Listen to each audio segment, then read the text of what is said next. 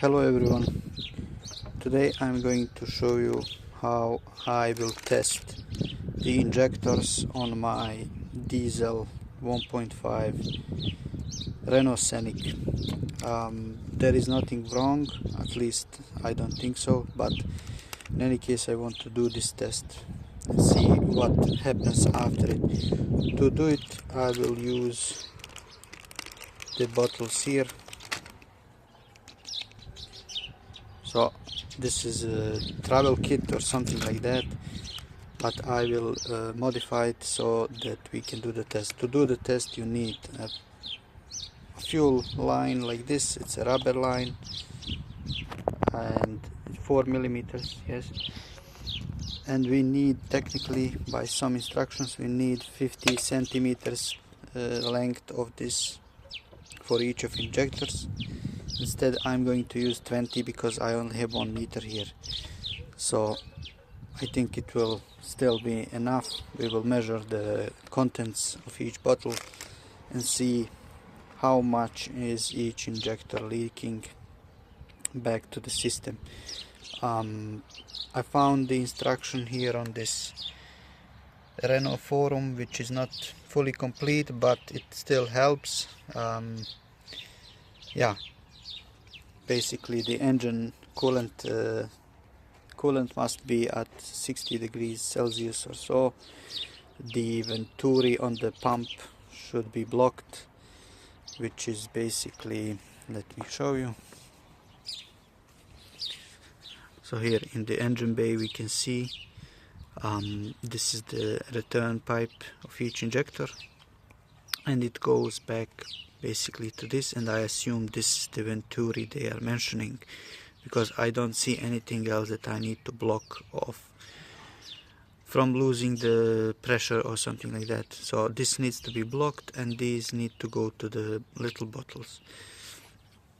Basically each injector has a return line here going to the one common line, and it goes here.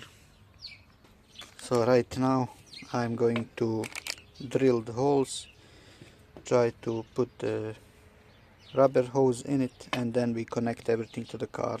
Of course I will let the car run to get the engine temperature that is required for this test, and then we'll talk more about it, how it's done.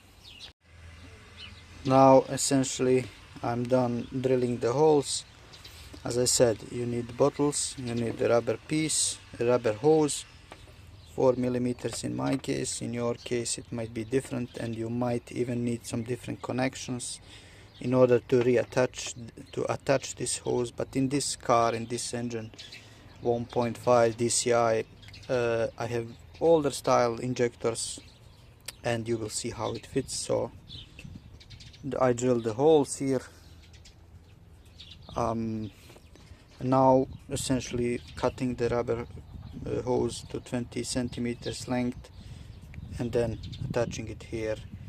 Then we will see how it looks like when I attach everything to the engine later. Important note, because we are essentially putting the fuel in when the car is running, you need to leave some holes for air to come out, you know, otherwise you will build pressure inside these. So you can see here there is enough space for air to come out, here as well. Yeah, that's important to know when you are creating a custom kit like this. Now we have this custom set installed, so let me summarize what I did. Basically we have the bottles I created and shown you before, 2 of them, each going to the injectors, as you can see, and the piece returning, connecting everything, returning to the pump is now blocked off like so. So this is according to the steps and instructions what you need to do. Connect the injectors to the bottles and then block this here like so, or other way around. You can see here the removed part That's the one that is in the car usually. And one note, the engine temperature, coolant temperature should be 60 degrees. I already preheated the car. I drove it actually and let it run. So now we are supposed to run the car for 2 minutes and see the contents inside of each bottle. After 2 minutes we also need to rev it 3 or 4 times up to 4000 RPMs and see the content accumulation and what we have. So I will do that now and we will see what are we getting.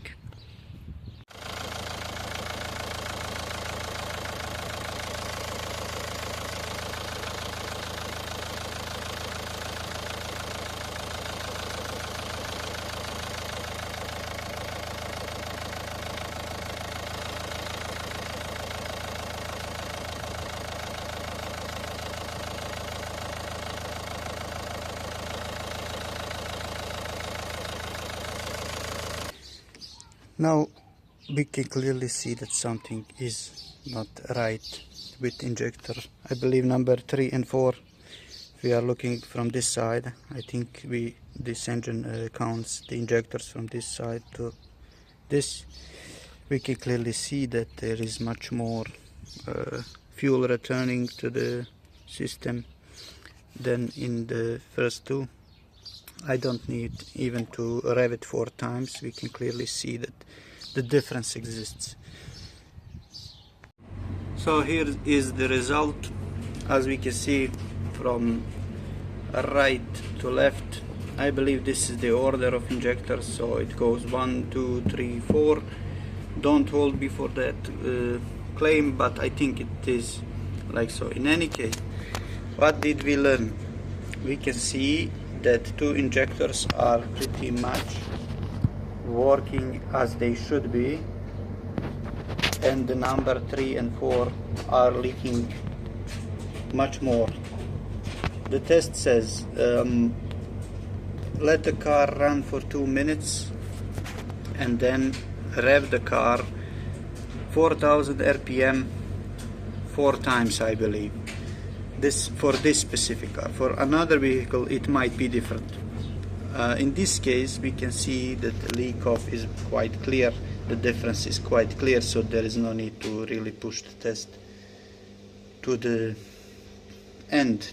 But I did let the car run for 2 minutes as it says to do, and we can see that there is a difference. If I revved it more than once as I did, it probably would go spill over, and I didn't want to allow that to happen. As you can see, the difference is clear.